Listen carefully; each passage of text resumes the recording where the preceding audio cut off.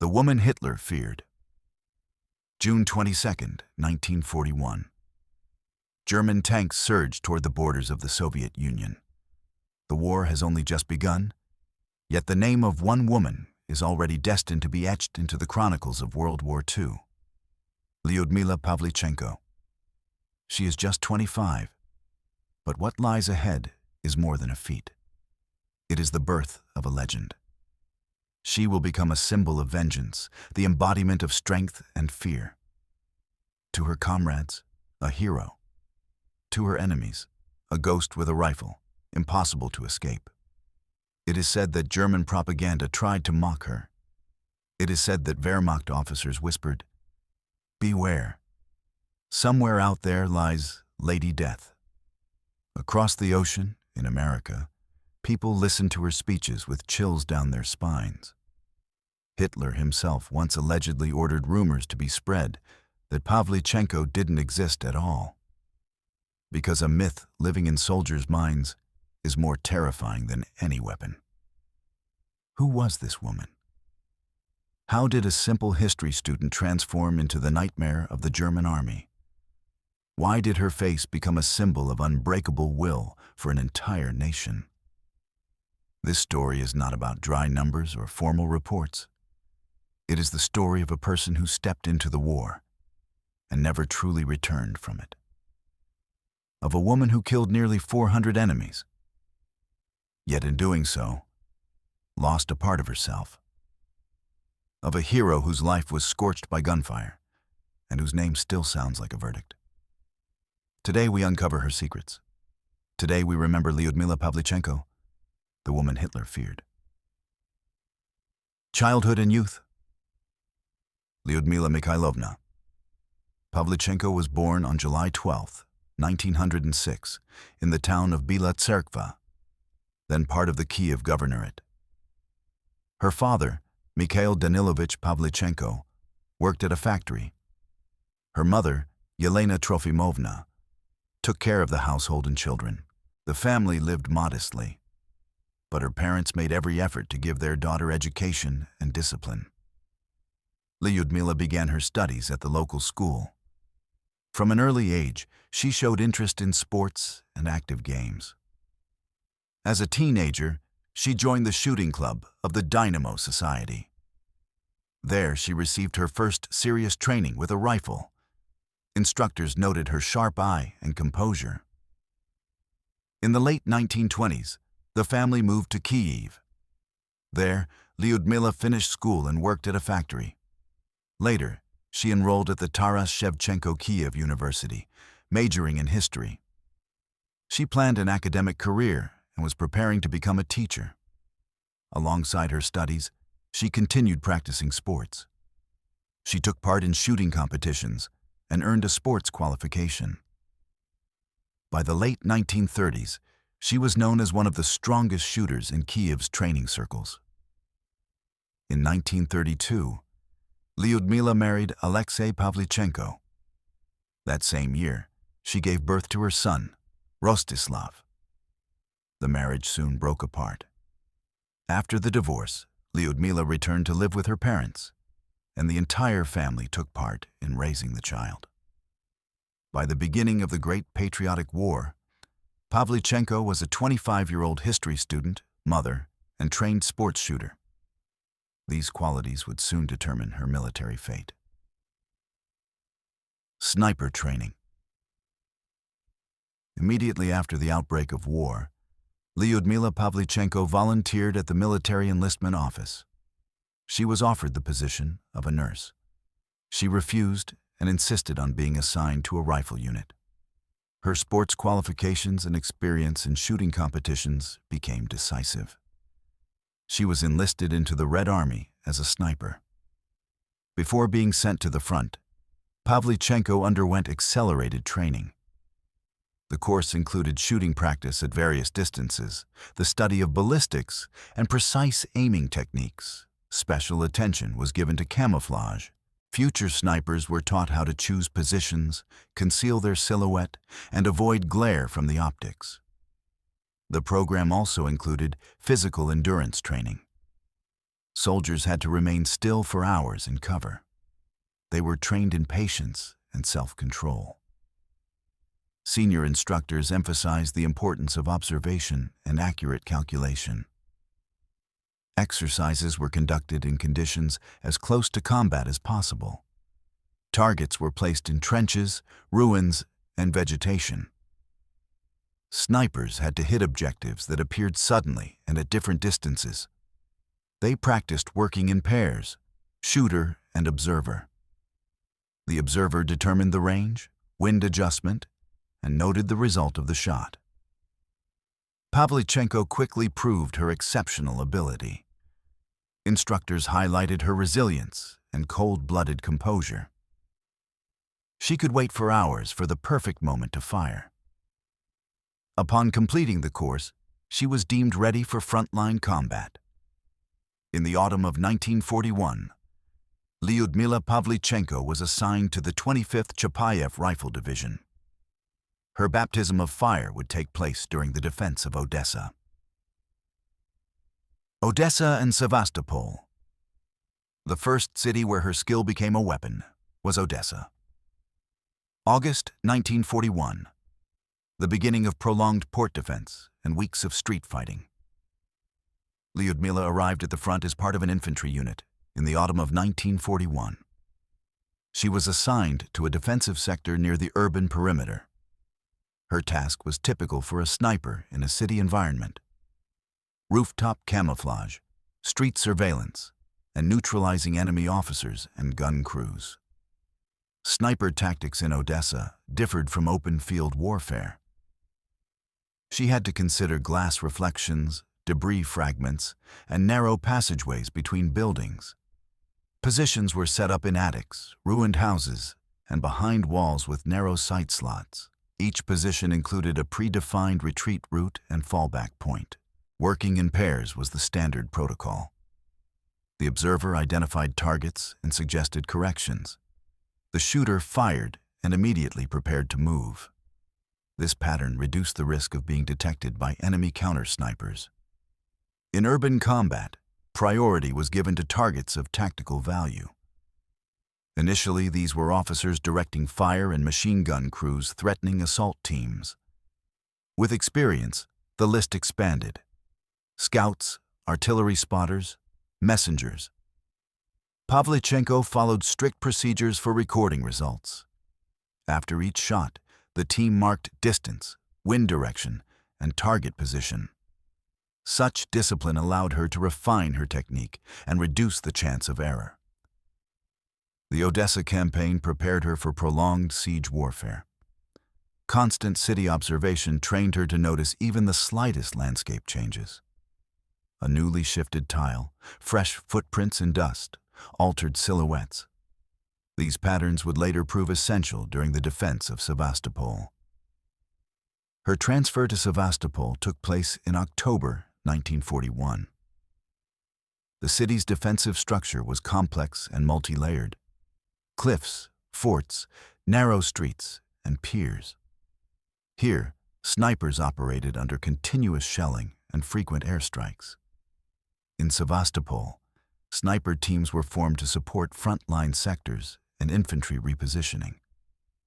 Positions were placed on rocky outcrops and within the ruins of fortifications. Sometimes, hours of waiting passed between shots. Counter-sniper tactics demanded mobility. After every accurate shot, the position was immediately abandoned for an alternate site, with withdrawal routes carefully concealed. No location was kept in use for long without rotation. A significant part of the work involved detecting German snipers. This included provocative observation tactics, deploying decoy targets, and analyzing bullet trajectories. Once an enemy sniper was located, paired teams moved in to suppress and remove them from the line of sight. Pavlichenko took part in missions targeting enemy high-elevation observation posts. These positions were often used for artillery fire correction and were treated as top priority targets.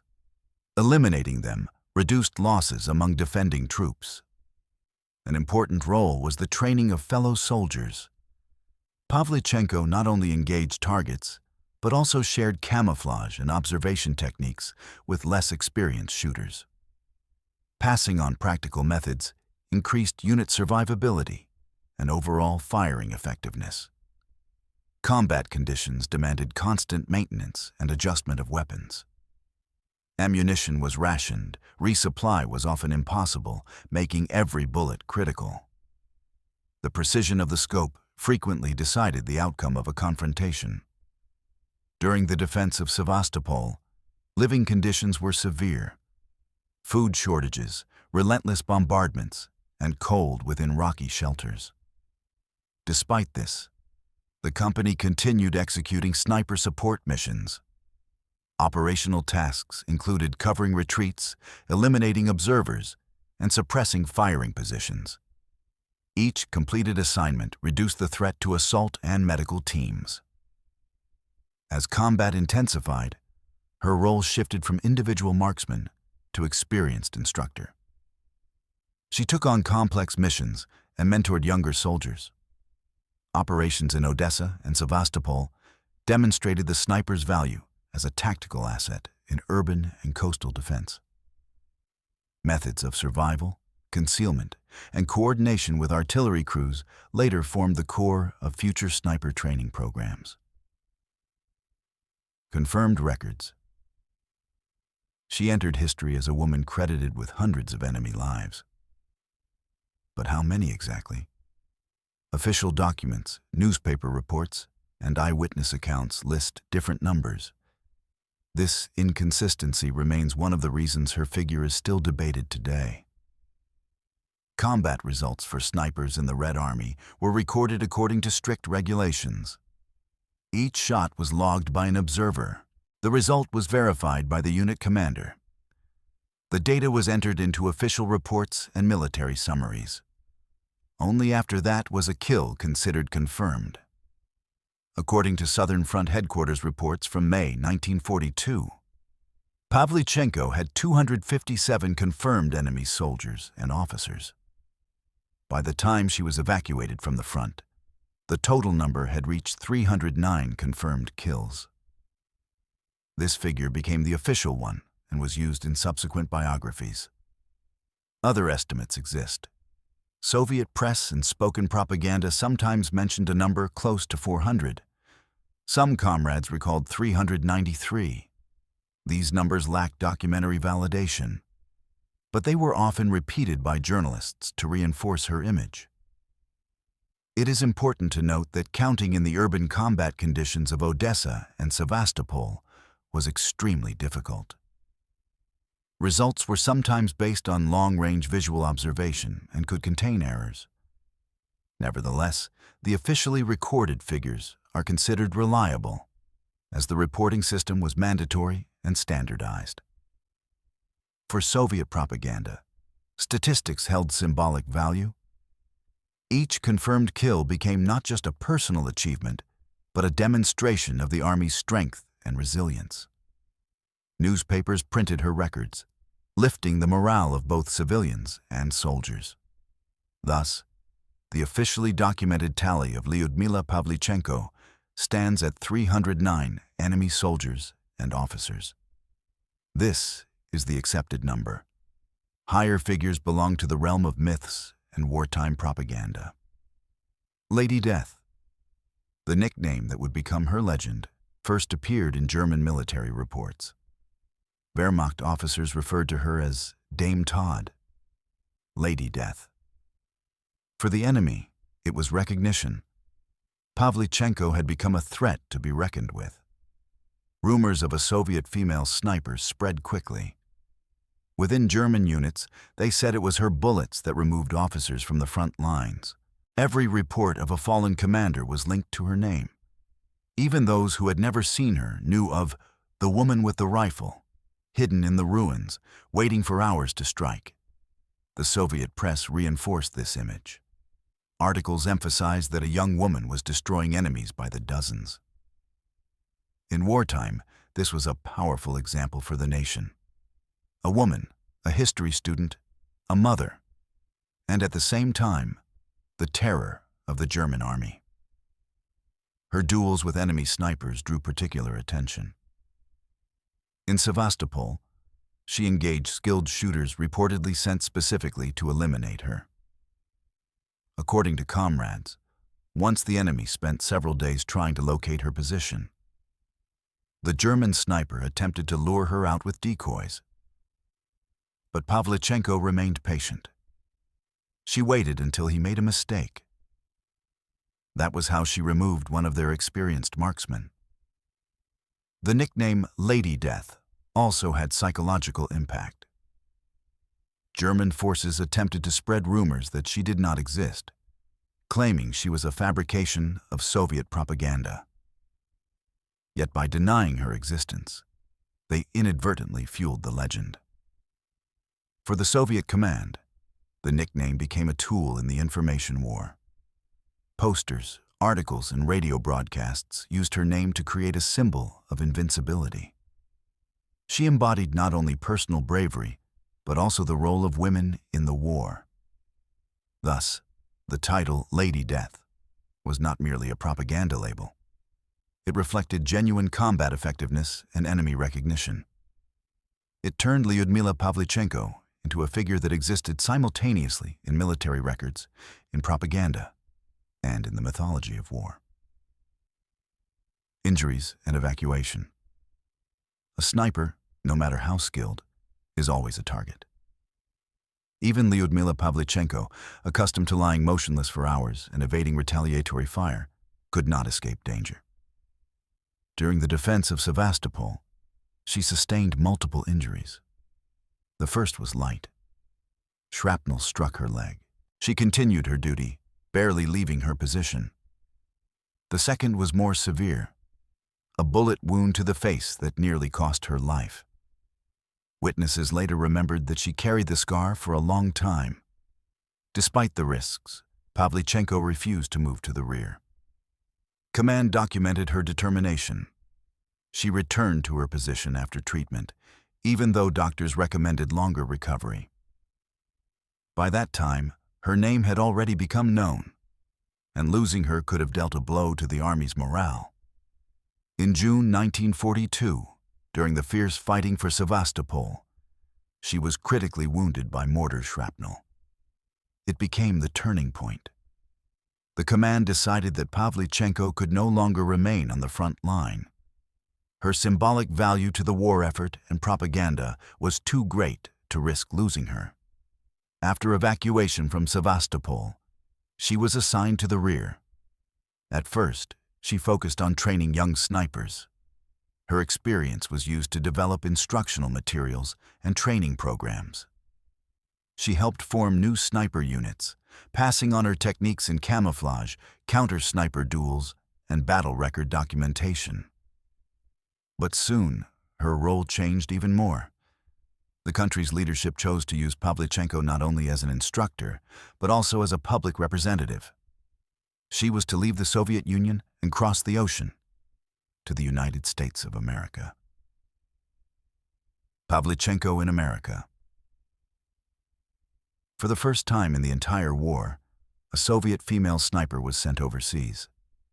It was a political decision rather than a military one, to show the Allies the real face of a nation fighting for survival. In August 1942, Lyudmila Pavlichenko arrived in the United States as part of a Soviet delegation. The main purpose of the trip was to support the campaign for opening a second front in Europe. The international press already knew her name. American and British journalists wrote about the woman who killed hundreds of Nazis. A significant moment of her visit was the meeting with the First Lady of the United States, Eleanor Roosevelt. It became a symbolic event. The American press covered it as proof of alliance and mutual respect. Eleanor Roosevelt accompanied Pavlichenko during her tour of several cities and personally helped her cope with public speaking anxiety. The most famous episode occurred during Pavlichenko's speech in Chicago. Addressing thousands of listeners, she delivered the now legendary words, "Gentlemen, I am 25 years old, and I have already killed 300 Germans. "Don't you think you've been hiding behind my back for too long?" The remark caused a powerful reaction. Newspapers published bold headlines praising the bravery and bluntness of a young woman from the front. Her visit included rallies, press conferences, and meetings with workers. Her image was used as evidence of Soviet resilience and the urgent need to open the second front. American reactions varied: admiration, surprise, even disbelief that a woman could be such a formidable combatant.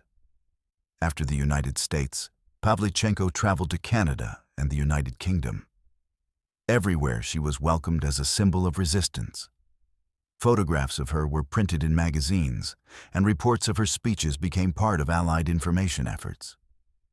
This journey transformed Lyudmila Pavlichenko from a renowned sniper into an international figure.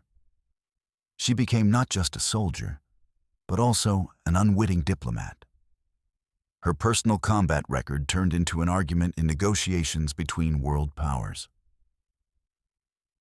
Return to the USSR. After her trip abroad, Lyudmila Pavlichenko returned to the Soviet Union in the autumn of 1942. She never returned to the battlefield. The command had made a final decision. Her role was no longer in sniper duels, but in training and public representation. Her first assignment was the preparation of new marksmen. Pavlichenko's combat experience was used in the development of training courses and instructional manuals. She took part in cadet education, passing on techniques of camouflage, counter-sniper tactics, and record-keeping. Students later recalled that she was a demanding instructor who did not tolerate mistakes. In 1943, Pavlichenko was sent to study at the Voroshilov Military Political Academy. There she received officer training and continued service as a political officer. The curriculum combined ideological work, strategic education, and military theory. During this period, her biography increasingly became part of the official Soviet narrative. In parallel, she participated in public events. She spoke at meetings with labor collectives, addressed youth audiences, and visited military academies. Newspapers published her photographs and quotes, presenting her as a symbol of resilience and the role of women in war. Her activities also had international resonance. Foreign media, which had covered her visit to the United States and the United Kingdom, continued to follow her story. The Soviet press emphasized that she not only fought, but also helped train a new generation of soldiers. Her return to the USSR confirmed her new status. She was no longer simply a sniper. She was now an officer of the Red Army, instructor, participant in Allied missions, and a representative of Soviet propaganda. For her, this proved to be no less challenging than the front line. Instead of rifle and scope, she now faced classrooms, cadets, and public speeches. But it was in this role that Pavlichenko transitioned from a renowned marksman to a state figure. After the war. The end of the war did not bring closure to Lyudmila Pavlichenko's service. She returned to civilian life, but remained in active duty, taking on new state responsibilities. Immediately after victory, she was assigned to the headquarters of the Soviet Navy. There she carried out organizational and training work. Her officer rank enabled her to serve in the administrative structure. She supervised personnel training and participated in veteran association activities. In the post-war years, Pavlichenko was actively engaged in public life. She spoke at veterans meetings, visited schools, and recounted the war to the younger generation. Her name frequently appeared in newspapers and journals as an example of heroic female service. In 1950, Pavlichenko published her memoir titled A Heroic Tale. It became one of the first published accounts by a Soviet woman sniper.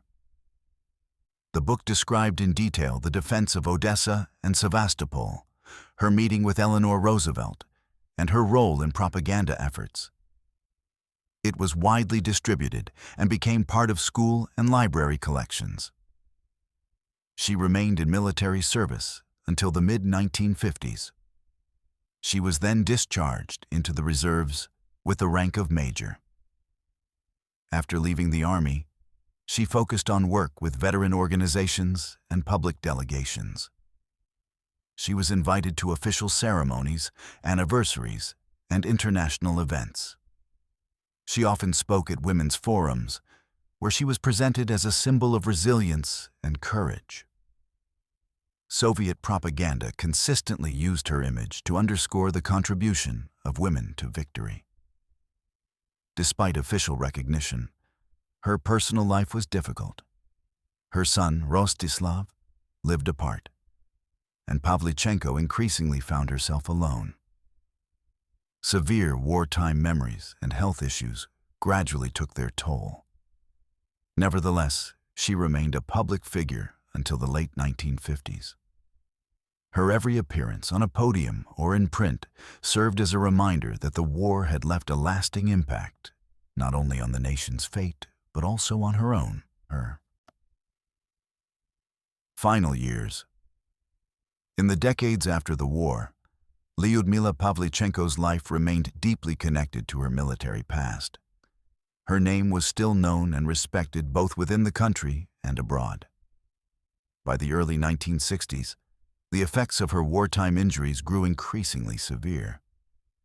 The wounds she suffered at the front left her with chronic pain and required medical treatment. She regularly underwent rehabilitation in hospitals and sanatoriums. Despite her health issues, Pavlichenko continued to be an active public figure. She worked with veterans organizations, spoke to youth and military personnel, and attended commemorative events dedicated to the defense of Odessa and Sevastopol. During these meetings, she shared her memories, emphasizing that war is above all a profound ordeal for everyone, not just for those on the front line. She devoted special attention to educating the younger generation. To school children and students, her image remained a symbol of courage and determination. Each of her speeches reminded them of the price paid for victory. Pavlichenko's efforts received state recognition. She was awarded numerous orders and medals, and her name was mentioned in books and articles about the Great Patriotic War. Veterans regarded her with deep respect, seeing her as a living emblem of sniper tradition. Lyudmila Mikhailovna Pavlichenko passed away on October 10, 1974, in Moscow. She was 68 years old. She was buried at the Novodevichy Cemetery, alongside other prominent figures of the nation. The final years of her life were marked by remembrance and dedication to preserving historical truth. Her legacy stands as an example of how inner strength and loyalty to one's country can turn an individual into a legend. Legacy and remembrance. Lyudmila Mikhailovna Pavlichenko entered history as one of the most effective female snipers of World War II. Her officially confirmed tally stands at 309 enemy soldiers and officers. Her name became a symbol of courage and resilience, and her biography became part of national memory. She proved that war is not solely the domain of men. Pavlichenko's example demonstrated that women are fully capable of contributing equally to the defense of their homeland. Her life combined intellectual ambition, motherhood, and the harsh realities of combat. After the war, she passed her experience on to future generations, spoke at public gatherings, and remained active in civic work. Her memoir, A Heroic Tale, preserved her personal view of wartime events. Her memory lives on not only in books and films, but also in museums, memorial plaques, and the stories of veterans. Lyudmila Pavlichenko remains in history as both a real human being and a living legend, one who symbolizes the strength and endurance of the Soviet people in the years of their greatest trials. Her life and her achievement continue to remind us of the true cost of victory. and of the importance of preserving these memories.